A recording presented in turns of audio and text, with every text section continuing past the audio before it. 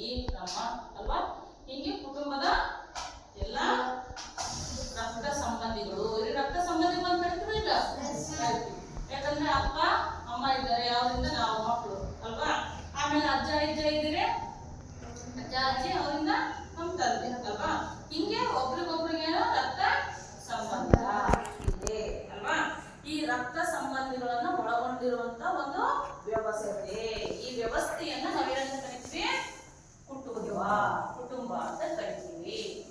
ಕುಟುಂಬದಲ್ಲಿರುವಂತಹ ಸದಸ್ಯರುಗಳು ಪರಸ್ಪರ ರಕ್ತ ಸಂಬಂಧಿಗಳಾಗಿರ್ತಾರೆ ಅಲ್ವಾ. ಈ ರಕ್ತ ಸಂಬಂಧಿಗಳನ್ನು ಒಳಗೊಂಡಿರುವಂತಹ ಒಂದು ವ್ಯವಸ್ಥೆಯನ್ನೇ ನಾವೇನಂತ ಕರಿತೀವಿ? ಕುಟುಂಬ ಅಂತೇಳಿ ಕರಿತೀವಿ ಅಲ್ವಾ. ಸೊ ಇದು ಒಂದು ಸಮಾಜದ ಜೀವಕೋಶ. ಯಾವುದು? ಕುಟುಂಬ ಸಮಾಜದ ಜೀವಕೋಶ. ಸಮಾಜದ ಜೀವಕೋಶ ಯಾವ್ದಪ್ಪ ಅಂದ್ರೆ ಕುಟುಂಬ. ಹಾಗೆ ಸಮಾಜದ ಒಂದು ಚಿಕ್ಕ ಘಟಕ, ಒಂದು ಚಿಕ್ಕ ಘಟಕ ಯಾವುದು? ಕುಟುಂಬ. ಸಮಾಜದ ಒಂದು ಚಿಕ್ಕ ಘಟಕವೇ ಕುಟುಂಬ. ಹಾಗೆ ಸಮಾಜದ ಜೀವಕೋಶವೇ ಕುಟುಂಬ ಅಲ್ವಾ. ಕುಟುಂಬವನ್ನ ನಾವು ಸಮಾಜದ ಒಂದು ಚಿಕ್ಕ ಘಟಕ ಅಂತ ಕರಿತೀವಿ. ಹಾಗೆ ಸಮಾಜದಲ್ಲಿ ಕಂಡು ಬರುವಂತ ಒಂದು ಚಿಕ್ಕ ಘಟಕ ಕುಟುಂಬ. ಸಮಾಜದ ಜೀವಕೋಶವು ಕುಟುಂಬವೇ ಆಗಿದೆ. ಯಾಕಂದ್ರೆ ಕುಟುಂಬದಿಂದಲೇ ಒಂದು ಸಮಾಜ, ದೇಶ ಅಥವಾ ಪ್ರಪಂಚ ಅನ್ನುವುದು ನಿರ್ಮಾಣ ಆಗಿರುವಂಥದ್ದು ಅಲ್ವಾ. ಹಾಗಾಗಿ ತಂದೆ ತಾಯಿ ಮಕ್ಕಳು ಮೊಮ್ಮಕ್ಕಳು ನಡುವೆ ಉಂಟಾಗುವಂತಹ ಸಂಬಂಧಗಳ ವ್ಯವಸ್ಥೆಯನ್ನೇ ನಾವೇನಂತ ಕರಿತೀವಿ? ಕುಟುಂಬ ಎಂದು ಕರೆಯುತ್ತೇವೆ. ಕುಟುಂಬ ಎಂದರೆ ತಂದೆ ತಾಯಿ ಮಕ್ಕಳು ಮೊಮ್ಮಕ್ಕಳು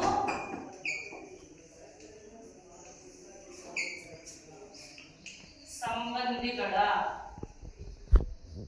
ನಡುವೆ ಉಂಟಾಗುವ ಒಂದು ವ್ಯವಸ್ಥೆ.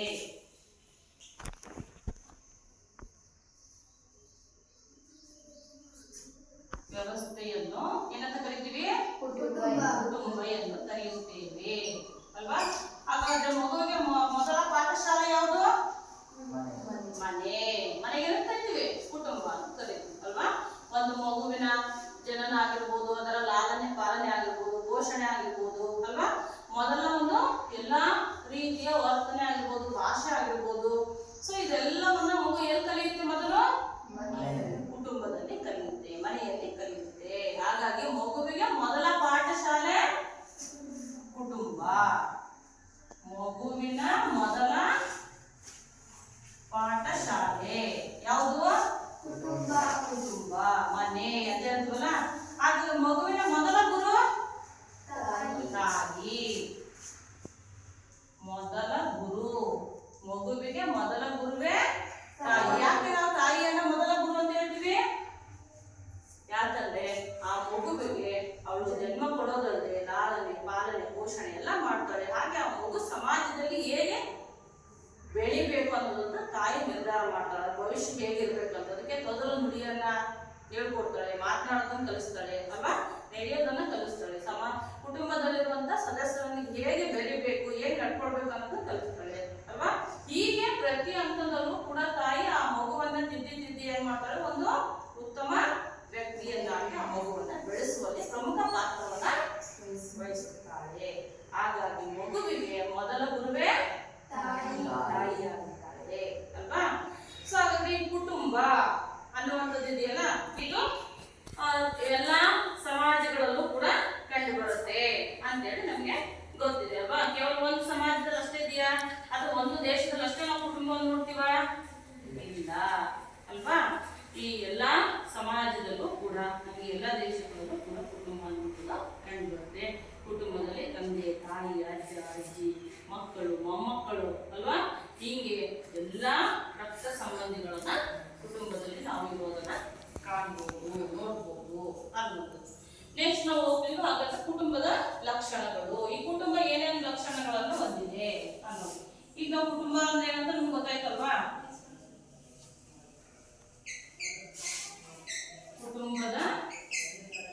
ಲಕ್ಷಣಗಳು. ಕುಟುಂಬ ಯಾವ ಲಕ್ಷಣಗಳನ್ನು ಹೊಂದಿದೆ ಅನ್ನೋದನ್ನ ಈಗ ನೋಡ್ತಾ ಹೋಗೋಣ ಒಂದೊಂದಾಗಿ. ಒಂದೇದು, ಇದು ಸರ್ವವ್ಯಾಪಿ ಮತ್ತು ಸರ್ವಕಾಲಿಕವಾದದ್ದು. ಇದು ಅಂದ್ರೆ ಕುಟುಂಬ. ಕುಟುಂಬವು ಸರ್ವವ್ಯಾಪಿ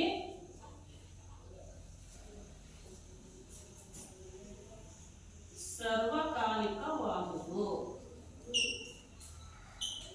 ಸರ್ವವ್ಯಾಪಿ ಅಂತ ಹೇಳಿದ್ರೆ, ಸರ್ವವ್ಯಾಪಿ ಅಂದ್ರೆ ಎಲ್ಲ ದೇಶಗಳಲ್ಲೂ ಕಂಡು ಬರುತ್ತೆ ಅಲ್ವಾ? ಅಷ್ಟು ನಮ್ಮ ಭಾರತ ದೇಶದಲ್ಲಿ ಅಷ್ಟೇ ಇದಾವ ಕುಟುಂಬಗಳು ಇದಾವ? ಇಲ್ಲ ಅಲ್ವಾ? ಇಲ್ಲೂ ಇದ್ದಾವೆ, ಬೇರೆ ದೇಶಗಳಲ್ಲೂ ಇದಾವೆ. ಅಮೆರಿಕ, ಇಂಗ್ಲೆಂಡ್, ಫ್ರಾನ್ಸ್, ಜರ್ಮನಿ, ಹಿಂಗೆ ಪ್ರಪಂಚದಲ್ಲಿ ನಾವು 7 ಖಂಡಗಳನ್ನು ನೋಡ್ತೀವಿ. 7 ಖಂಡಗಳಲ್ಲೂ ದೇಶಗಳಿದಾವಲ್ಲ ಅಲ್ವಾ? ಅಲ್ಲೆಲ್ಲಾ ದೇಶಗಳಲ್ಲೂ ಕೂಡ ಕುಟುಂಬಗಳು ಇದಾವೆ. ಅದಕ್ಕೆ ನಾವು ಸರ್ವವ್ಯಾಪಿ ಅಂತ ಕರಿತೀವಿ. ಎಲ್ಲಾ ಸಮಾಜಗಳಲ್ಲೂ ಕಂಡು ಬರುತ್ತದೆ. ಹಾಗೆ ಸರ್ವಕಾಲಿಕ, ಎಲ್ಲಾ ಕಾಲದಲ್ಲೂ ಕಂಡು ಬರುತ್ತೆ ಅಂತ ಸರ್ವಕಾಲಿಕ ಕಾಲ ಅಲ್ವಾ? ತಮ್ಮ ಈ ವರ್ಷ ಅಷ್ಟೇ ಕುಟುಂಬಗಳು ಇರ್ತವೆ, ಮುಂದಿನ ವರ್ಷಕ್ಕೆ ಇರೋದಿಲ್ಲ ಅಂತ ಏನಾರ ಐತಾ? ಇದೆಯಾ? ಇಲ್ಲ ಅಲ್ವಾ?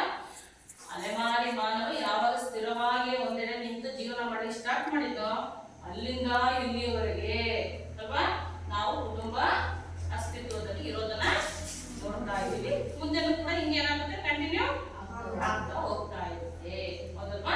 ಹಾಗಾಗಿ ಕುಟುಂಬ ಎನ್ನುವಂಥದ್ದು ಸರ್ವವ್ಯಾಪಿಯಾದದ್ದು ಮತ್ತು ಸರ್ವಕಾಲಿಕ. ಸರ್ವಕಾಲಿಕ ಹೇಳ್ತು ಶಾಶ್ವತವಾದದ್ದು.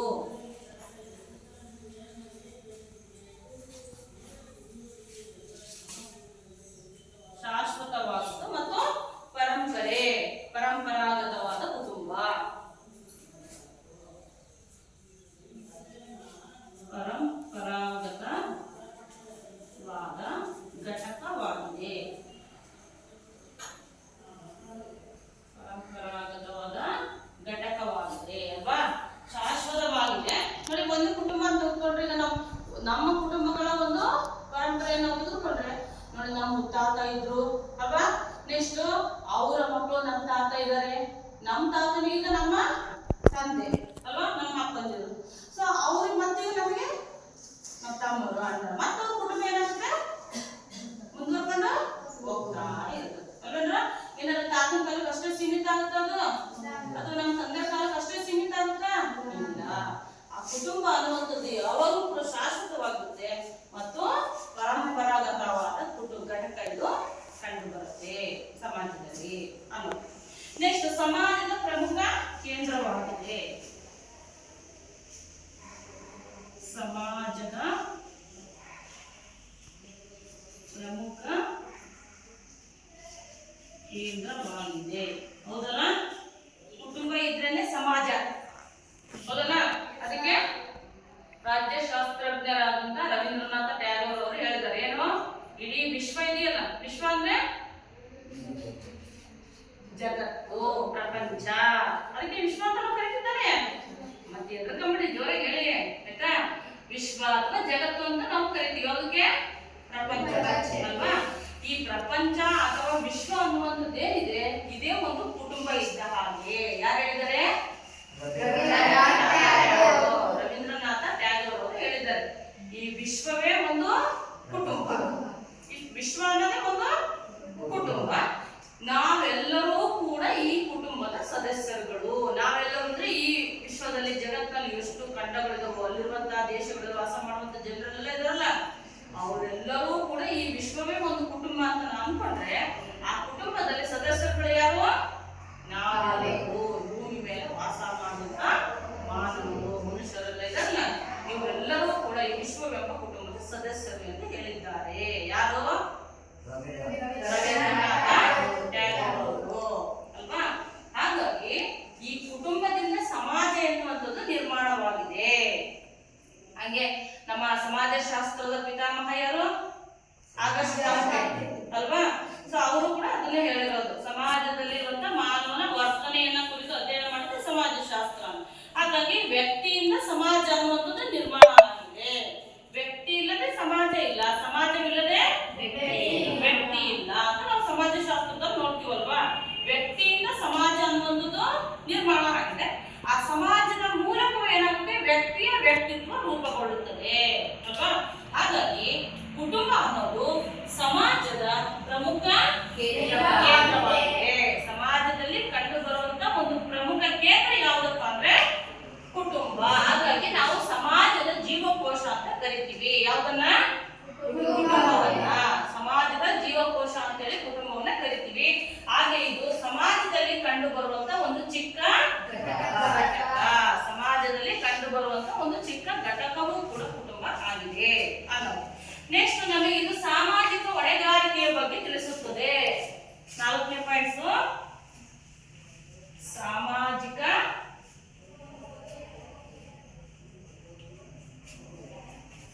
ಹೊಣೆಗಾರಿಕೆಯ ಬಗ್ಗೆ ತಿಳಿಸುತ್ತದೆ.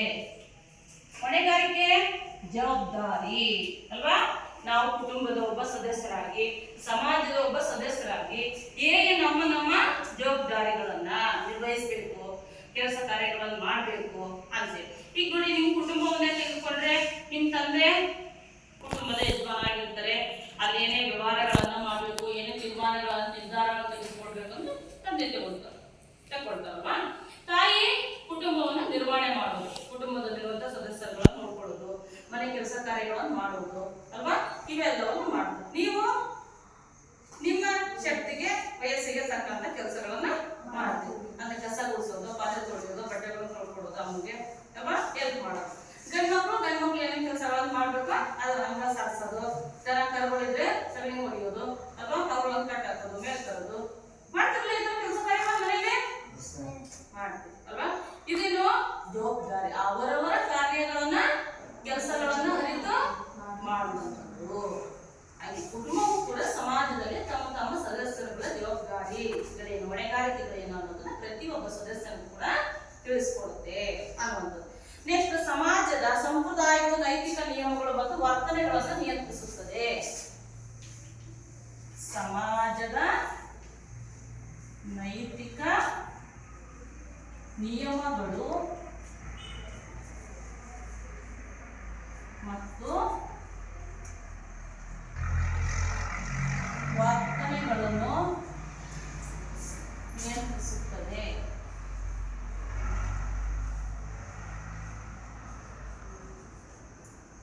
ನಮ್ಮ ಮನೆಯಲ್ಲಿ ಕೂಡ ಅಜ್ಜ ಇದ್ರು ಅಂದ್ರೆ ನಿಮ್ಗೆ ತುಂಬಾ ಖುಷಿ. ಯಾಕೆ? ಕಥೆಗಳನ್ನು ಹೇಳ್ತಾರೆ, ತುಂಬಾ ಕಥೆಗಳು ಗೊತ್ತಿರ್ತವರಿಗೆ ಅಲ್ವಾ? ಕಥೆ ಹೇಳ್ತಾರೆ, ತುಂಬಾ ಚೆನ್ನಾಗಿರುವಂತ ಕಥೆಗಳನ್ನು ಕೇಳ್ಕೊಂತ ನಾವು ನಿದ್ದೆ ಮಾಡಬಹುದು ಅಂತ. ಮತ್ತೆ ಅವ್ರ ಜೀವನದಲ್ಲಿ ಅನುಭವಿಸಿರುವಂತ ಕಷ್ಟ ಸುಖಗಳ ಬಗ್ಗೆ ನಮ್ಗೆ ಹೇಳ್ತಾರೆ ಅಲ್ವಾ? ಸೊ ಅವನ್ನು ಕೂಡ ನಾವು ಕೇಳ್ಕೊಂಡು, ಹೌದಲ್ಲ ಈ ತರ ಕೆಟ್ಟ ಕೆಲಸಗಳನ್ನು ಮಾಡಿದ್ರೆ ಜೀವನದಲ್ಲಿ ಕಷ್ಟ ಪಡಬೇಕಾಗುತ್ತೆ, ಒಳ್ಳೆ ಕೆಲಸಗಳನ್ನು ಮಾಡಿದ್ರೆ ನಮ್ಗೆ ಒಳ್ಳೇದಾಗುತ್ತೆ. ಹಾಗಾಗಿ ನಾವು ಒಳ್ಳೆ ಕೆಲಸಗಳನ್ನ ಮಾಡಬೇಕು ಅಂತ ನಾವೇನ್ ಮಾಡ್ತೀವಿ, ಒಳ್ಳೆ ಗುಣಗಳನ್ನ, ಒಳ್ಳೆ ಭಾವನೆಗಳನ್ನ ತಂದುಕೊಳ್ಳಿಕ್ಕೆ, ಕಲ್ಸ್ಕೊಳ್ಳಿಕ್ಕೆ ಸಹಾಯಕ ಆಗುತ್ತೆ. ಸೊ ಒಂದ್ ರೀತಿ ನಮ್ಮ ಮನೆಯಲ್ಲಿ ಹಿರಿಯರಿದ್ದಾರೆ ಅಂದ್ರೆ ಅವರು ನಮ್ಗೆ ಒಳ್ಳೆ ರೀತಿಯಾದ ಮಾರ್ಗದರ್ಶನವನ್ನ ಕೊಡ್ತಾರೆ. ನಾವು ಕೂಡ ಉತ್ತಮ ಪ್ರಜೆಯಾಗಿ ಕುಟುಂಬದಲ್ಲಿ ಬೆಳಿಲಿಕ್ಕೆ ಸಹಾಯವನ್ನ ಮಾಡ್ತಾರೆ. ನಾವು ತಪ್ಪು ಮಾಡಿದ್ರೆ ತಿದ್ದಿ ಹೇಳ್ತಾರೆ ಅಲ್ವಾ, ಹೀಗ್ ಮಾಡ್ಬಾರ್ದು ಅಂತ ಹೇಳ್ತಾರೆ. ಸೊ ಹಂಗೆ ಕುಟುಂಬ ನಮಗೆ ಸಮಾಜದಲ್ಲಿ ಹೇಗೆ ಬದುಕಬೇಕು ಅನ್ನುವಂತಹ ನೈತಿಕ ನಿಯಮಗಳನ್ನ ತಿಳಿಸಿಕೊಡುತ್ತೆ, ನೈತಿಕ ಮೌಲ್ಯವನ್ನ ನಮಗೆ ನೀಡುತ್ತೆ ಅಲ್ವಾ? ಒಳ್ಳೆಯ ನಡೆ ನುಡಿಯನ್ನ ಕಲ್ತ್ಕೊಳ್ಳಿಕ್ಕೆ ಸಹಾಯಕ ಮಾಡುತ್ತೆ. ಆಮೇಲೆ ನಮ್ಮ ವರ್ತನೆಗಳನ್ನ ಏನ್ ಮಾಡುತ್ತೆ, ನಿಯಂತ್ರಿಸುತ್ತೆ. ತಪ್ಪು ಮಾಡಿದಾಗ ತಪ್ಪು ಅಂತ ಹೇಳುತ್ತೆ, ಈಗಲ್ಲ ಇದು ಮಾಡಬಾರ್ದೇನೋ, ಹೌದಲ್ಲ? ಸೊ ಮಾಡಿದಾಗ ನಾವೇನ್ ಮಾಡ್ತೀವಿ, ಆ ತಪ್ಪಲ್ಲಿ ಮತ್ತೆ ತಿಳ್ಕೊಳ್ತೀವಿ, ಮಾಡೋದಿಲ್ಲ ಅಲ್ವಾ? ತಪ್ಪಪ್ಪ, ಇದು ಮಾಡೋ ತಪ್ಪು ಅಂತ ನಮ್ಮ ಕುಟುಂಬದಲ್ಲಿ ಇರುವಂತ ಹಿರಿಯರು ಹೇಳ್ತಾರೆ. ಆದ್ರೆ ನಾವು ಇಂಥ ತಪ್ಪುಗಳನ್ನು ಮತ್ತೆ ಮಾಡಬಾರ್ದು ಅಂತ ತಿಳ್ಕೊಳ್ತೀವಿ, ಮತ್ತೆ ಆ ತಪ್ಪುಗಳನ್ನು ಮಾಡ್ಲಿಕ್ಕೆ ಹೋಗೋದಿಲ್ಲ ಅಲ್ವಾ? ಸೊ ಹಿಂಗೆ ನಾವು ಏನ್ ಮಾಡ್ತೀವಿ, ಕುಟುಂಬದಲ್ಲಿದ್ದಾಗ ಕುಟುಂಬ ನಮಗೆ ನೈತಿಕ ನಿಯಮಗಳ ಬಗ್ಗೆ ತಿಳಿಸ್ಕೊಡುತ್ತೆ, ವರ್ತನೆಗಳ ಬಗ್ಗೆ ತಿಳಿಸುತ್ತೆ. ಹೇಗೆ ವರ್ತನೆ ಮಾಡಬೇಕು, ಕುಟುಂಬದ ಸದಸ್ಯರೊಂದಿಗೆ ಆಗಿರ್ಬೋದು, ಸಮಾಜದೊಂದಿಗೆ ಆಗಿರ್ಬೋದು ಅಲ್ವಾ, ಹೆಂಗೆ ವರ್ತನೆ ಮಾಡ್ಬೇಕು ಅಂತ ತಿಳಿಸುತ್ತೆ. ಹಾಗೆ ನಾವು ತಪ್ಪುಗಳನ್ನು ಮಾಡಿದಾಗ ನಮ್ಮ ವರ್ತನೆ ಸರಿ ಇದ್ದಾಗ ಆ ಕುಟುಂಬ ನಮ್ಮ ವರ್ತನೆಯನ್ನು ಕೂಡ ತಿದ್ದುವಂತಹ ಕೆಲಸವನ್ನ ಮಾಡುತ್ತೆ ಅಲ್ವಾ? ಸೊ ಈ ರೀತಿ ಕುಟುಂಬ ಸಮಾಜದ ನೈತಿಕ ನಿಯಮಗಳು ಮತ್ತು ವರ್ತನೆಗಳನ್ನ ನಿಯಂತ್ರಿಸುತ್ತೆ ಅನ್ನೋದು. ಸೊ ಇವೆಲ್ಲವೂ ಏನು, ಕುಟುಂಬದ ಲಕ್ಷಣಗಳು. ಕುಟುಂಬ ಸರ್ವವ್ಯಾಪಿ, ಸರ್ವಕಾಲಿಕವಾದದ್ದು ಮತ್ತು ಶಾಶ್ವತವಾದದ್ದು, ಪರಂಪರಾಗತವಾದ ಘಟಕವಾಗಿದೆ. ಸಮಾಜದ ಪ್ರಮುಖ ಕೇಂದ್ರವಾಗಿದೆ. ಸಾಮಾಜಿಕ ಹೊಣೆಗಾರಿಕೆಯನ್ನು ತಿಳಿಸುತ್ತದೆ. ಸಮಾಜದ ನೈತಿಕ ನಿಯಮಗಳು ಮತ್ತು ವರ್ತನೆಗಳ ಬಗ್ಗೆ ತಿಳಿಸುತ್ತದೆ. ಹೌದಲ್ಲ? ಸೊ ಇವೆಲ್ಲವೂ ಕುಟುಂಬದ ಲಕ್ಷಣಗಳು. ಈಗ ನಾವು ಕುಟುಂಬದ ಪ್ರಕಾರಗಳಿಗೆ ಹೋಗೋಣ. ಕುಟುಂಬದ ಪ್ರಕಾರಗಳು ಅಂದ್ರೆ ವಿಧಗಳು ಅಲ್ವಾ? ಕುಟುಂಬದಲ್ಲಿ ಎಷ್ಟು ವಿಧಗಳಿದ್ದಾವೆ, ಯಾವ್ಯಾವಿದ್ದಾವೆ ಅಂತೇಳಿ ಅವುಗಳ ಬಗ್ಗೆ ನಾವು ಇವಾಗ ತಿಳ್ಕೊಳ್ಳೋಣ. ನೋಡಿ, ಇವಾಗ ನಿಮ್ಗೆ ಗೊತ್ತಿದೆ, ನಿಮ್ಮ ಕುಟುಂಬದಲ್ಲಿ ಈಗ ರೇವತಿ ಹೇಳಿದ್ರು ಆಗ್ಲೇ, ಅಕ್ಕ, ಅಮ್ಮ, ನಾನು, ನಮ್ಮ ತಂಗಿ ಇದ್ದೀವಿ ನಮ್ಮ ಕುಟುಂಬದಲ್ಲಿ ಅಂತ ಹೇಳಿದ್ವಿ ಅಲ್ವಾ? ಅಪ್ಪ, ಅಮ್ಮ, ಮಕ್ಕಳು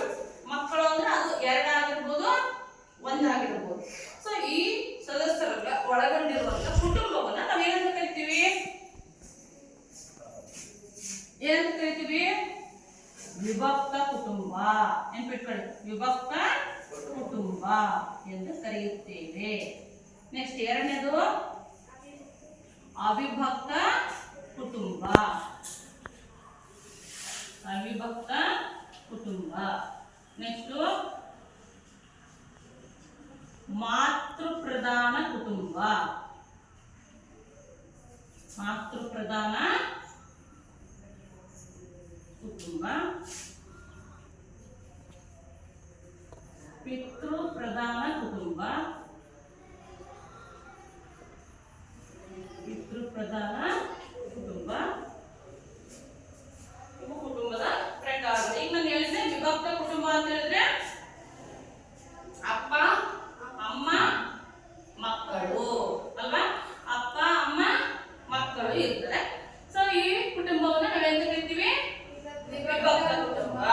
ಅಂದ್ರೆ ಈಗ ನಾವು ತಲೆಮಾರಿಗೆ ಹೋದ್ರೆ 1 ಮತ್ತು 2 ತಲೆಮಾರುಗಳಿಗೆ ಸೇರಿದ ಸದಸ್ಯರನ್ನು ಒಳಗೊಂಡಿರುತ್ತದೆ. ಸದಸ್ಯರನ್ನು ಒಳಗೊಂಡಿರುತ್ತದೆ. ಇಂಥ ಕುಟುಂಬವನ್ನು ಅಂತ ಕರಿತೀವಿ? ವಿಭಕ್ತ ಕುಟುಂಬ ಅಂತ ಕರಿತೀವಿ. 1ನೇ ತಲೆಮಾರು ಅಂದ್ರೆ ನಿಮ್ಮ ಅಪ್ಪ ಅಲ್ವೇನ್ರಾ, ಅದು 1ನೇ ತಲೆಮಾರು. 2ನೇ ತಲೆಮಾರು ಅಂದ್ರೆ ನೀವು ಮಕ್ಕಳು. ಅಪ್ಪ 1ನೇ ತಲೆಮಾರು, ಅಪ್ಪನಿಗಿರುವಂತ ಮಕ್ಕಳು 2ನೇ ತಲೆಮಾರು. ಸೊ 1 ಮತ್ತು 2 ತಲೆಮಾರುಗಳನ್ನ ಹೊಂದಿರುವಂತಹ ಅಥವಾ ತಲೆಮಾರುಗಳಿಗೆ ಸೇರಿದ ಸದಸ್ಯರನ್ನು ಹೊಂದಿರುವಂತಹ ಕುಟುಂಬವನ್ನ ಏನಂತ ಕರಿತೀವಿ? ವಿಭಕ್ತ ಕುಟುಂಬ ಎಂದು ಕರೆಯುತ್ತೇವೆ. ಹೌದಲ್ಲ? ನಿಮ್ಮ ಅಪ್ಪ ಅಮ್ಮ ಇದ್ದಾರೆ 1ನೇ ತಲೆಮಾರು, ನೀವು ಮಕ್ಕಳಿದ್ರೆ 2ನೇ ತಲೆಮಾರು. 1, 2 ಅಲ್ವಾ? 1ನೇ ತಲೆಮಾರು ಮತ್ತು 2ನೇ ತಲೆಮಾರಿಗೆ ಸೇರಿದ ಸದಸ್ಯರನ್ನ ಒಳಗೊಂಡಿರುವಂತಹ ಕುಟುಂಬವನ್ನ ನಾವೇನಂತ ಕರಿತೀವಿ? ವಿಭಕ್ತ ಕುಟುಂಬ ಎಂದು ಕರೆಯುತ್ತೀವಿ. ಈಗ ನೆಕ್ಸ್ಟ್ ನೋಡಿ, ಅವಿಭಕ್ತ ಕುಟುಂಬಕ್ಕೆ ಹೋದ್ರೆ ಆಪೋಸಿಟ್. ಆಪೋಸಿಟ್ ಅಂದ್ರೆ ವಿಭಕ್ತ ಕುಟುಂಬದಲ್ಲಿ ಸದಸ್ಯರ ಸಂಖ್ಯೆ ಕಡಿಮೆ ಇದೆ ಅಲ್ವಾ? ಸೊ ಅವಿಭಕ್ತ ಕುಟುಂಬಕ್ಕೆ ಬಂದ್ರೆ ಸದಸ್ಯರ ಸಂಖ್ಯೆ ಜಾಸ್ತಿ. ಅಜ್ಜಿ ಅಜ್ಜ, ಅಪ್ಪ ಅಮ್ಮ ಮಕ್ಕಳು ಮೊಮ್ಮಕ್ಕಳು ಅಲ್ವಾ? ದೊಡ್ಡಪ್ಪ ದೊಡ್ಡಮ್ಮ ಚಿಕ್ಕಮ್ಮ ಚಿಕ್ಕಪ್ಪ ಮತ್ತು ಅವ್ರ ಮಕ್ಕಳು. ಇಷ್ಟೇ ಅಲ್ಲದೆ ಇನ್ನೂ ರಕ್ತ ಸಂಬಂಧಿಗಳು, ಬೇರೆ ಬೇರೆ ದೂರದ ರಿಲೇಷನ್ಸ್ ಅಂತ ಕರಿತೀವಲ್ಲ, ನೆಂಟರು ಅಂತೇಳಿ ಈ ತರದ ಇತರೆ ರಕ್ತ ಸಂಬಂಧಿಗಳನ್ನ ಒಳಗೊಂಡಿರುವಂತಹ ಕುಟುಂಬವನ್ನ ಏನಂತ ಕರಿತೀವಿ? ಅವಿಭಕ್ತ ಕುಟುಂಬ. ಅವಿಭಕ್ತ ಕುಟುಂಬ ಎಂದು ಕರೆಯುತ್ತೇವೆ. ಬರ್ಕೊಳ್ಳಿ, ಅಜ್ಜ ಅವಿಭಕ್ತ ಕುಟುಂಬ. ಮುಂದೆ ಬರ್ಕೊಳ್ಳಿ, ಅಜ್ಜ ಅಜ್ಜಿ ಅಜ್ಜಿ ಮಕ್ಕಳು ಮೊಮ್ಮಕ್ಕಳು ಇತರೆ ರಕ್ತ ಸಂಬಂಧಿಗಳನ್ನು ಒಳಗೊಂಡಿರುವ ಕುಟುಂಬವೇ ಅವಿಭಕ್ತ ಕುಟುಂಬ. ಅಜ್ಜ ಅಜ್ಜಿ ಅಪ್ಪ ಅಮ್ಮ ಮಕ್ಕಳು ಮೊಮ್ಮಕ್ಕಳು ಇತರೆ ರಕ್ತ ಸಂಬಂಧಿಗಳನ್ನು ಒಳಗೊಂಡಿರುವ ಕುಟುಂಬವನ್ನು ಏನಂತ ಕರಿತೀವಿ? ಅವಿಭಕ್ತ ಕುಟುಂಬ ಎಂದು ಕರೆಯುತ್ತೇವೆ. ಇದು ಗಾತ್ರದ ಆಧಾರದ ಮೇಲೆ ಕುಟುಂಬದ ವಿಧಗಳು ಯಾವ್ಯಾವು? ವಿಭಕ್ತ ಕುಟುಂಬ, ಅವಿಭಕ್ತ ಕುಟುಂಬ. ಅಂದ್ರೆ ಕುಟುಂಬ ಹೊಂದಿರುವಂತಹ ಸದಸ್ಯರ ಆಧಾರದ ಮೇಲೆ ಅದಕ್ಕೆ ನಾವು ಗಾತ್ರ ಅಂತ ಕರಿತೀವಿ. ಕುಟುಂಬ ಚಿಕ್ಕದಾಯ್ತು, ಕುಟುಂಬ ದೊಡ್ಡದಾಯ್ತು ಅಲ್ವಾ? ಕುಟುಂಬ ಚಿಕ್ಕದಾಗಿದ್ರೆ ಅದನ್ನ ಎಂತ ಕರಿತೀವಿ? ವಿಭಕ್ತ ಕುಟುಂಬ ಅಂತ ಕರಿತೀವಿ. ಕುಟುಂಬ ದೊಡ್ಡದಾಗಿದ್ರೆ ಅವಿಭಕ್ತ ಕುಟುಂಬ. ಈಗ ಮೊನ್ನೆ ಪೇಪರ್ ಬಂದಿತ್ತಲ್ಲ, ಎಷ್ಟು 365 ಜನ ಇರುವಂತ ಕುಟುಂಬ ಹೊಂದಿದೆ ಅಂತ ಬಂದಿತ್ತು ಮೊನ್ನೆ ನ್ಯೂಸ್ ಪೇಪರ್. ಒಬ್ಬ ವ್ಯಕ್ತಿಗೆ 9 ಜನ ಹೆಂಡತಿಯರು. ಆ 9 ಜನ ಹೆಂಡತಿಯರಿಗೆ ಮಕ್ಕಳು ಕೂಡ ಜಾಸ್ತಿ, ಇನ್ನ 15-16 ಮಕ್ಕಳು. ಹಿಂಗೆ 9 ಜನ ಹೆಂಡತಿಯರಂತ ಹೆಂಗೆ ಕುಟುಂಬವನ್ನು ನಿರ್ಮಾಣ ಮಾಡಿರ್ಬೋದು ಅನ್ನೋದೇ ಆಶ್ಚರ್ಯ ಅಲ್ವಾ? ಇವಾಗಿನ ಕಾಲದಲ್ಲಿ ಒಬ್ಬ ಹೆಂಡತಿಯನ್ನು ಕಟ್ಕೊಂಡು 4 ಮಕ್ಕಳು ಸಾಕೋದಿಲ್ಲ, 1 ಮಗು ಸಾಕೋದೇ ಕಷ್ಟ ಐತೆ. ಗೊತ್ತಾನೆ? ಅಂಥದ್ರಲ್ಲಿ ಒಬ್ಬ ವ್ಯಕ್ತಿ 9 ಜನ ನಿಭಾಯಿಸ್ತಾರೆ ಅಂದ್ರೆ ತುಂಬಾನೇ ಆಶ್ಚರ್ಯ ಅಂತ ಅನ್ಸುತ್ತೆ. ಸೊ ಆ ತರ ನಮಗೆ ನ್ಯೂಸ್ ಪೇಪರ್ಗಳಲ್ಲಿ ಮಾಧ್ಯಮಗಳಲ್ಲಿ ಹಾಕಂತ ಕುಟುಂಬಗಳು ಈಗಲೂ ಇದಾವೆ ಅನ್ನುವಂತ ಸುದ್ದಿ ತಿಳಿದು ಬರುತ್ತಲ್ವಾ. ಮನೆಗೆ ಬಂದಿತ್ತು ನ್ಯೂಸ್ ಪೇಪರ್ ಅಲ್ಲಿ ಅವರ ಫೋಟೋ ಫ್ಯಾಮಿಲಿ ಸಮೇತ ಪೇಪರ್ ಕೊಟ್ಬಿಟ್ಟು ಮಾಹಿತಿಯನ್ನು ಕೊಟ್ಟಿದ್ರು ಅಲ್ವಾ. ಈ ರೀತಿ ಗಾತ್ರದಲ್ಲಿ ದೊಡ್ಡದಾಗಿರುವಂತ ಕುಟುಂಬವನ್ನ ನಾವೇನಂತ ಕರಿತೀವಿ? ಅವಿಭಕ್ತ ಕುಟುಂಬ ಅಂತ ಕರಿತೀವಿ. ಇದು ಯಾವ ಆಧಾರದ ಮೇಲೆ ಮಾಡಿದೀವಿ? ಎರಡು ಕುಟುಂಬಗಳನ್ನ ಗಾತ್ರದ ಆಧಾರದ ಮೇಲೆ. ಅದ್ರ ಮೇಲ್ಗಡೆ ಬರ್ಕೊಳ್ಳಿ, ಗಾತ್ರದ ಆಧಾರದ ಮೇಲೆ. ಇಲ್ಲಿ ಗಾತ್ರದ ಆಧಾರದ ಮೇಲೆ ಕುಟುಂಬದ ಪ್ರಕಾರಗಳು ಅಂತ ಬರ್ಕೊಳ್ಳಿ. ಗಾತ್ರದ ಆಧಾರದ ಮೇಲೆ ಕುಟುಂಬದ ಪ್ರಕಾರಗಳು. ಈಗ ನಾವು ಮತ್ತೆ ಮೂರನೇದಿದೆಯಲ್ಲ, ಮಾತೃ ಪ್ರಧಾನ ಕುಟುಂಬ, ಪಿತೃ ಪ್ರಧಾನ ಕುಟುಂಬ. ನೋಡಿ, ಇವು ಎರಡನ್ನ ನಾವು ಅಧಿಕಾರದ ಆಧಾರದ ಮೇಲೆ ವಿಂಗಡಣೆ ಮಾಡಿದ್ದೇವೆ. ಅಧಿಕಾರದ ಆಧಾರದ ಮೇಲೆ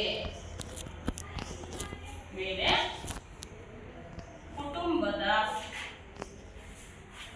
ಪ್ರಕಾರಗಳು ಯಾವುವು? ಮಾತೃ ಪ್ರಧಾನ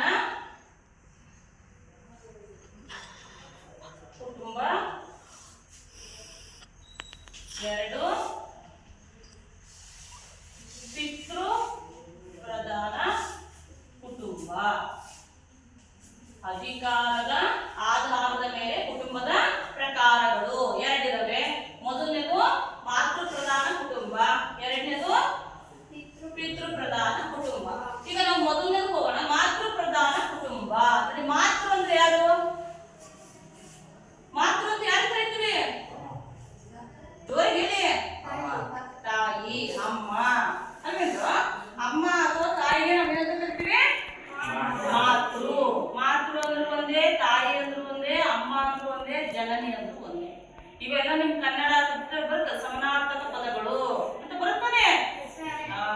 ಒಂದೇ ಅರ್ಥವನ್ನು ನೀಡುವಂತ ಪದಗಳು. ಅದಕ್ಕೆ ನಾವು ಮಾತೃ ಅಂದ್ರೆ ತಾಯಿ, ಅಮ್ಮ ಅಂತ ಹೇಳ್ತೀವಲ್ಲ. ನೋಡಿ, ಮಾತೃ ಪ್ರಧಾನ ಕುಟುಂಬ, ಕುಟುಂಬದ ಯಜಮಾನಿ. ಕುಟುಂಬದ ಯಜಮಾನಿ ತಾಯಿಯಾಗಿದ್ದು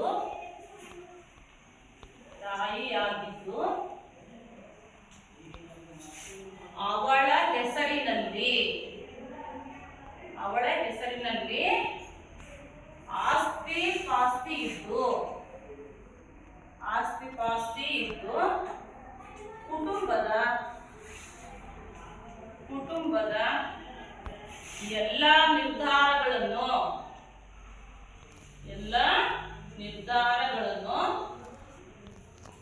ಅವಳೇ ತೆಗೆದುಕೊಳ್ಳುವಂತಿದ್ದರೆ, ಎಲ್ಲ ನಿರ್ಧಾರಗಳನ್ನು ಅವಳೇ ತೆಗೆದುಕೊಳ್ಳುವಂತಿದ್ದರೆ ಅಂತ ಕುಟುಂಬವನ್ನು ಏನಂತ ಕರಿತೀವಿ? ಅಂತಹ ಕುಟುಂಬವನ್ನು ಮಾತೃ ಪ್ರಧಾನ ಕುಟುಂಬ ಎಂದು ಕರೆಯುತ್ತಾರೆ. ಮಾತೃ ಪ್ರಧಾನ ಕುಟುಂಬ ಎನ್ನುವರು. ಇವಾಗ ಮಾತೃ ಪ್ರಧಾನ ಕುಟುಂಬ ಅಂತ ಹೇಳಿದ್ರೆ ಕುಟುಂಬದ ಯಜಮಾನಿ ಯಾರಾಗಿರ್ತಾರೆ? ತಾಯಿ ಅಲ್ವಾ? ಕುಟುಂಬದ ಯಜಮಾನಿ ತಾಯಿ ಆಗಿರ್ತಾರೆ. ಮತ್ತೆ ಆ ಕುಟುಂಬಕ್ಕೆ ಸಂಬಂಧಿಸಿದಂತ ಆಸ್ತಿ ಪಾಸ್ತಿಗಳಲ್ಲಿ ಯಾರ ಹೆಸರಿರ್ತವೆ? ತಾಯಿ ಹೆಸರಲ್ಲೇ ಇರ್ತಾವೆ ಅಲ್ವಾ? ಮತ್ತೆ ಆ ಕುಟುಂಬದಲ್ಲಿ ಏನೇ ನಿರ್ಧಾರಗಳನ್ನು ತೆಗೆದುಕೊಳ್ಬೇಕಂದ್ರೂ ಕೂಡ, ಏನೇ ಒಂದು ತೀರ್ಮಾನಗಳನ್ನು ಮಾಡ್ಬೇಕಂದ್ರೆ ಯಾರು ಮಾಡ್ತಾರೆ? ತಾಯಿಯೇ ಮಾಡ್ತಾರೆ. ಸೊ ಈ ರೀತಿ ತಾಯಿಯೇ ಕುಟುಂಬದ ಯಜಮಾನಿಯಾಗಿ ಕುಟುಂಬದ ಆಸ್ತಿ ಪಾಸ್ತಿ ಎಲ್ಲ ಅವಳೇ ಹೆಸರಲ್ಲೇ ಇದ್ದು ಎಲ್ಲಾ ನಿರ್ಧಾರಗಳನ್ನ ಅವಳೇ ತೆಗೆದುಕೊಳ್ಳುವಂತಿದ್ರೆ ಆ ಕುಟುಂಬವನ್ನ ಏನಂತ ಕರಿತೀವಿ? ಮಾತೃ ಪ್ರಧಾನ ಕುಟುಂಬ ಅಂತೇಳಿ ಕರಿತೀವಿ. ನೋಡಿ, ಈ ಕುಟುಂಬಗಳು ನಮಗೆ ಎಲ್ಲಿ ಯಾವ ದೇಶದಲ್ಲಿ ಕಂಡು ಬರ್ತವೆ ಅಂತ ಹೇಳಿದ್ರೆ ಭಾರತ ದೇಶದಲ್ಲಿ ಇದಾವೆ, ರೋಮ್ ದೇಶದಲ್ಲಿ ಇದೆ ಅಲ್ವಾ? ರೋಮ್ ದೇಶಗಳಲ್ಲೂ ಕೂಡ ಮಾತೃ ಪ್ರಧಾನ ಕುಟುಂಬಗಳನ್ನು ನಾವು ನೋಡ್ಬೋದು. ಆಮೇಲೆ ಚೀನಾ, ಈಜಿಪ್ಟ್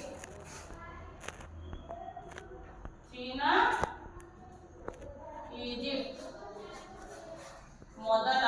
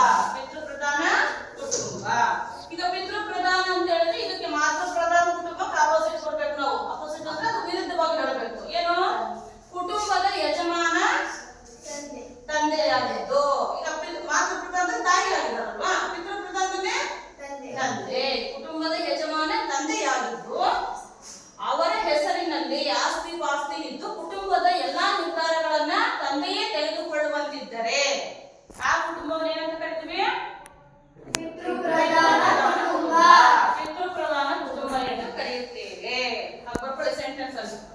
ಕುಟುಂಬದ ಯಜಮಾನ ತಂದೆಯಾಗಿದ್ದು, ಕುಟುಂಬದ ಯಜಮಾನ ತಂದೆಯಾಗಿದ್ದು, ಕುಟುಂಬದ ಯಜಮಾನ ತಂದೆಯಾಗಿದ್ದು ಅವರ ಹೆಸರಿನಲ್ಲಿ ಆಸ್ತಿ ಪಾಸ್ತಿ ಇದ್ದು ಎಲ್ಲಾ ನಿರ್ಧಾರಗಳನ್ನು ಕುಟುಂಬದ ಎಲ್ಲಾ ನಿರ್ಧಾರಗಳನ್ನು ಅವರೇ ತೆಗೆದುಕೊಳ್ಳುವಂತಿದ್ದರೆ ಅಂತಹ ಕುಟುಂಬವನ್ನು ಏನಂತ ಕರಿತೀವಿ? ಪಿತೃಪ್ರಧಾನ ಕುಟುಂಬ ಎಂದು ಕರೆಯುತ್ತೇವೆ.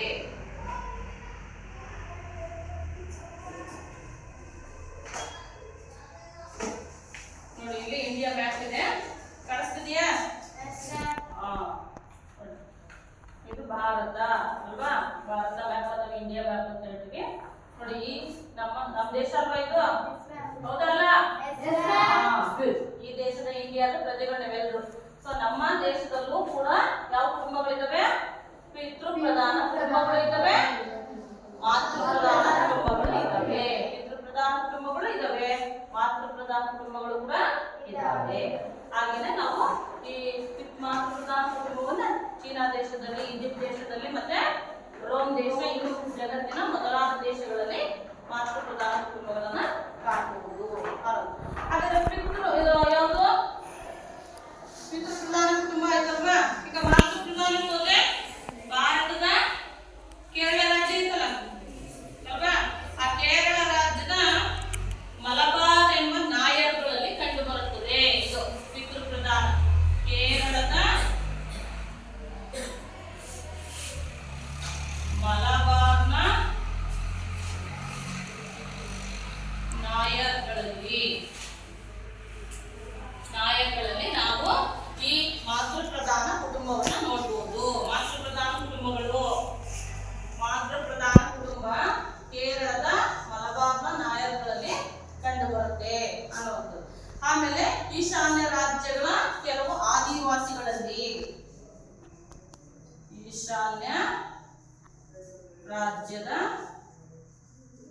ಕೆಲವು ಆದಿವಾಸಿಗಳಲ್ಲೂ ಕೂಡ ಕಂಡು ಬರುತ್ತದೆ. ಯಾವ ಕುಟುಂಬ? ಪಿತೃಪ್ರಧಾನ ಕುಟುಂಬ ಅಲ್ಲ, ಮಾತೃಪ್ರಧಾನ ಕುಟುಂಬ. ಆಯ್ತಾ? ಮಾತೃಪ್ರಧಾನ ಕುಟುಂಬಗಳು ಕೇರಳದ ಮಲಬಾರ್ ನಾಯಕರಲ್ಲಿ ಮತ್ತೆ ಭಾರತದ ಈಶಾನ್ಯ ಭಾಗ ಇರುತ್ತಲ್ವಾ, ಈಶಾನ್ಯ ಭಾಗದಲ್ಲಿ ಬರುವಂತ ರಾಜ್ಯಗಳಲ್ಲಿ ಕೂಡ ನಮಗೆ ಪಿತೃಪ್ರಧಾನ ಕುಟುಂಬಗಳು ಮಾತೃಪ್ರಧಾನ ಕುಟುಂಬಗಳು ಕಂಡು ಬರುತ್ತವೆ ಅನ್ನೋದು.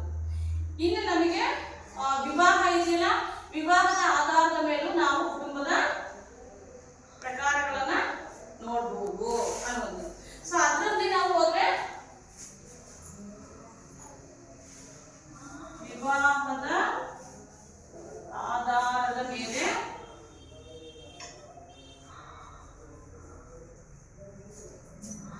ಕುಟುಂಬದ ಪ್ರಕಾರಗಳು, ವಿವಾಹದ ಆಧಾರದ ಮೇಲೆ ಕುಟುಂಬದ ಪ್ರಕಾರಗಳು. ಒಂದು ಏಕಪತ್ನಿತ್ವ,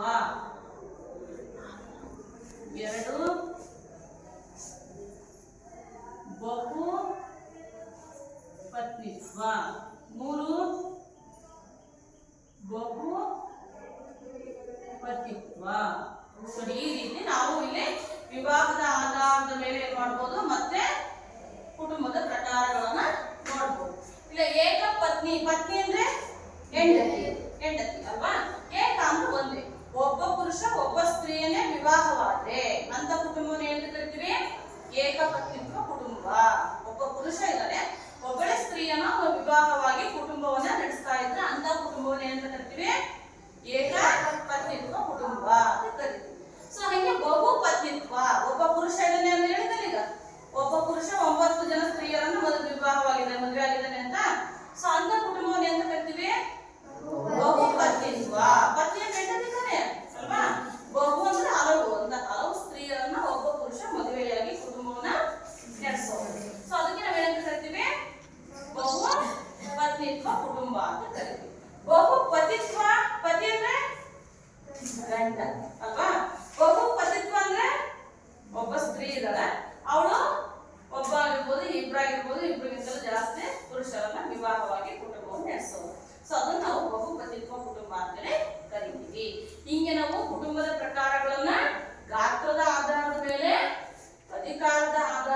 ಅಂದ್ರೆ ವಿವಾಹದ ಆಧಾರದ ಮೇಲೆ ಕುಟುಂಬದ ಪ್ರಕಾರಗಳನ್ನ ನೋಡಬಹುದು ಅನ್ನುವಂಥದ್ದು. ಆಯ್ತಾ?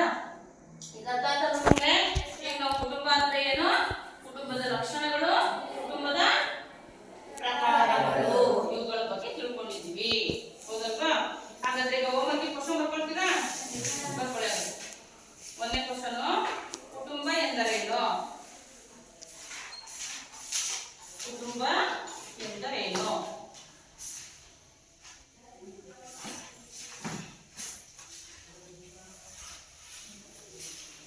ಎರಡು, ಸಮಾಜದ ಜೀವಕೋಶ ಯಾವುದು? ಸಮಾಜದ ಜೀವಕೋಶ ಯಾವುದು?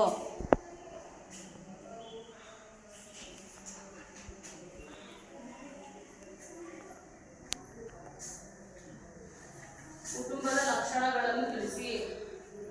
ನೆಕ್ಸ್ಟ್ ಕ್ವಶನ್, ಕುಟುಂಬದ ಲಕ್ಷಣಗಳನ್ನು ತಿಳಿಸಿ.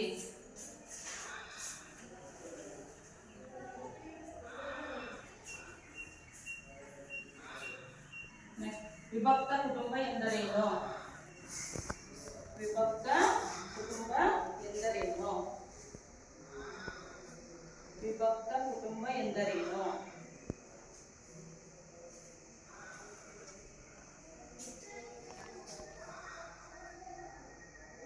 ವಿಭಕ್ತ ಕುಟುಂಬ ಎಂದರೇನು? ನೆಕ್ಸ್ಟ್ ಕ್ವಶನ್,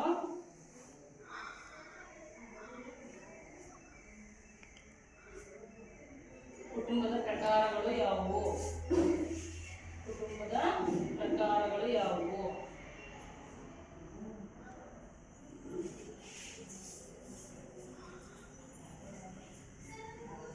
ಪ್ರಕಾರಗಳು ಯಾವುವು? ಆಯ್ತಾ? ಈಗ ಚಟುವಟಿಕೆ ಅಂತ ಬರ್ಕೊಳ್ಳಿ. ನಾಳೆ ಕ್ಲಾಸಿಗೆ ಇದನ್ನ ಮಾಡ್ಕೊಂಡ್ ಬರ್ಬೇಕು ಚಟುವಟಿಕೆಯನ್ನ. ಆಯ್ತಾ? A4 ಸೈಜ್ ಹಾಳೆಯಲ್ಲಿ ಬರ್ಕೊಂಡ್ ಬರ್ಬೇಕು. ಚಟುವಟಿಕೆ, ನಿಮ್ಮ ಮನೆಯ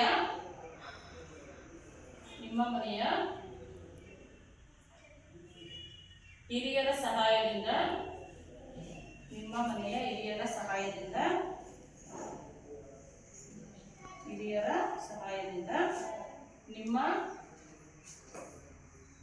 ನಿಮ್ಮ ಮನೆಯ ಹಿರಿಯ ಸಹಾಯದಿಂದ ನಿಮ್ಮ ಮನೆಯ ವಂಶವೃಕ್ಷವನ್ನು ರಚಿಸಿ. ವಂಶವೃಕ್ಷವನ್ನು ರಚಿಸಿ. ಈಗ ನಾನು ಇದರಲ್ಲಿ ಹೇಳ್ಕೊಟ್ಟಿದ್ದಲ್ವ ವಂಶವೃಕ್ಷ ಹೇಗೆ ಬರೆಯೋದು ಅಂತೇಳಿ, ಈ ಕಳೆದ ತರಗತಿಯಲ್ಲಿ ಹೇಳ್ಕೊಟ್ಟಿದ್ದಲ್ಲ. ವಂಶವೃಕ್ಷ ಅಂದ್ರೆ ನಿಮ್ಮ ತಾತ ಅಲ್ವಾ? ನಿಮ್ಮ ತಾತನ ಹೆಸರು ಬರೆಯೋದು. ತಾತನ ಹೆಸರು ಬರೆದಾದ್ಮೇಲೆ ಅವರ ಪತ್ನಿ ಹೆಸರು, ಪತ್ನಿ. ಸೊ ಆ ತಾತ ಮತ್ತೆ ಪತ್ನಿಯಲ್ಲಿ ಅಜ್ಜಿ ಅಲ್ವಾ? ತಾತ ಅಜ್ಜಿ ಇದ್ದಾರೆ. ಆ ತಾತ ಮತ್ತೆ ಅಜ್ಜಿ ಎಷ್ಟು ಜನ ಮಕ್ಕಳಿದ್ದಾರೆ ಅಂತ ಕೆಳಗಡೆ ಬರೆಯೋದು. ಸೊ ಆ ಮಕ್ಕಳಲ್ಲಿ ನಿಮ್ಮ ತಂದೆ ಎಷ್ಟನೆಯವರು ಅಂತ ಬರೋದು. ಅವ್ರ ತಂದೆ ಹೆಸರು ಕೆಳಗಡೆ ನಿಮ್ಮ ತಾಯಿ ಹೆಸರು ಬರೆಯೋದು ಅಲ್ವಾ? ಪತ್ನಿ ಅಂತ ಹಾಕ್ಬಿಟ್ಟು ತಾಯಿ ಹೆಸರನ್ನ ಬರೆಯೋದು. ನೆಕ್ಸ್ಟ್ ನಿಮ್ ತಂದೆ ಮತ್ತೆ ತಾಯಿ ಇಬ್ರಿಗೂ ಎಷ್ಟು ಜನ ಮಕ್ಕಳಿದ್ದಾರೆ ಅಂತ ಕೆಳಗಡೆ ಬರೀಬೇಕು. ಸರಿನಾ? ನಾವು ಬೋರ್ಡ್ ತೋರಿಸಿ ಕಳೆದ ಕ್ಲಾಸಲ್ಲಿ ವಂಶವೃಕ್ಷ ಬರೆಯೋದು ಹೇಗೆ ಅಂತ ಹೇಳಿ. ಸೊ ನಿಮ್ಗೆ ಅರ್ಥ ಆಗ್ಲಿಲ್ಲ ಅಂತ ಹೇಳಿದ್ರೆ ನಿಮ್ಮ ಮನೆಯಲ್ಲಿ ನಿಮ್ ತಂದೆ ಇರ್ತಾರೆ, ನಿಮ್ಮ ಅಜ್ಜಿ ಇರ್ತಾರಲ್ವಾ, ಅಜ್ಜ ಇರ್ತಾರೆ, ನಿಮ್ ದೊಡ್ಡಪ್ಪ ಅವರು ಇರ್ತಾರಲ್ವಾ, ಅವ್ರು ಕೇಳಿದ್ರೆ ಹೇಳ್ಕೊಡ್ತಾರೆ ಹೇಗೆ ಬರೆಯೋದು ವಂಶವೃಕ್ಷ ಅಂತೇಳಿ. ಸೊ ನೀಟಾಗಿ ನಾಳೆ ಬರ್ತಾ ನೋಡ್ಬೇಕು, ಬರ್ಕೊಂಡು ತಗೊಂಡ್ಬರ್ಬೇಕು. ಓಕೆನಾ?